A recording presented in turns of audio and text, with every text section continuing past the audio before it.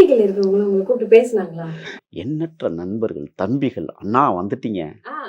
அவ்வளவு சந்தோஷம். நூற்றுக்கணக்கான அழைப்புகள் நான் பேசிக் கொண்டிருக்கிற நேரத்தில அடிச்சுக்கிட்டே இருக்கு. ஃபோன் வந்துட்டே இருக்கு. வாழ்த்துக்கள் சொல்லுகிறார்கள். சரியான இடத்தை தேர்ந்தெடுத்து. தேர்ந்தெடுத்திருக்கிறீங்கன்னு சொல்றாங்க. சரியான முடிவு என்று சொல்லுகிறார்கள். அண்ணா உங்களுடைய வரலாறு, உங்களுடைய வாழ்க்கை தமிழக வெற்றிக் கழகம் பயன்படுத்த இருக்கிறது என்கிறார்கள். அண்ணா நீங்க மாபெரும் தலைவனோட கரம் கோர்த்திருக்கிறீங்க. எங்கண்ணா இருக்கிறீங்க உங்கள வந்து பார்க்கறதுக்கு அப்படின்னு கேட்குறாங்க. தம்பி என்னை நீ பார்க்க வேண்டாம்.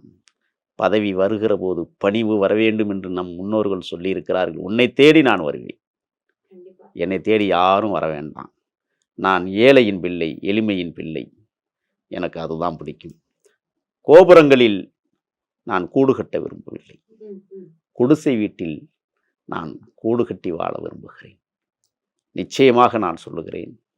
தமிழக வெற்றிக் கழகம் என்பது அன்றாடங்காட்சிகளின் அரசியல் முகம். ஒடுக்கப்பட்டவர்களின் உயர்ந்த கோபுரம். ஆ. ம். விடுவேனா என்ன? வாருங்கள் மோதி பார்ப்போம். 2026 களம் காத்திருக்கிறது. கால்நடையாக வருகிறேன் உங்களை எதிர்கொள்வதற்கு.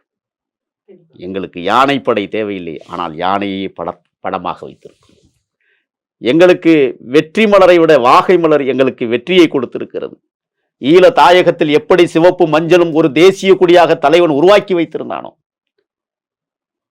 அவன் புலியை பாய்ச்சலில் உருவாக்கி வைத்திருந்தானோ, இவ்வளவு ஆண்டு காலம் அந்த சிவப்பை மஞ்சளையும் நெஞ்சிலே ஏந்தி கொண்டு களமாடுவதற்கு இடம் தேடிக் கொண்டிருக்கிற நேரத்தில் அதே சிவப்பும் அதே மஞ்சளும்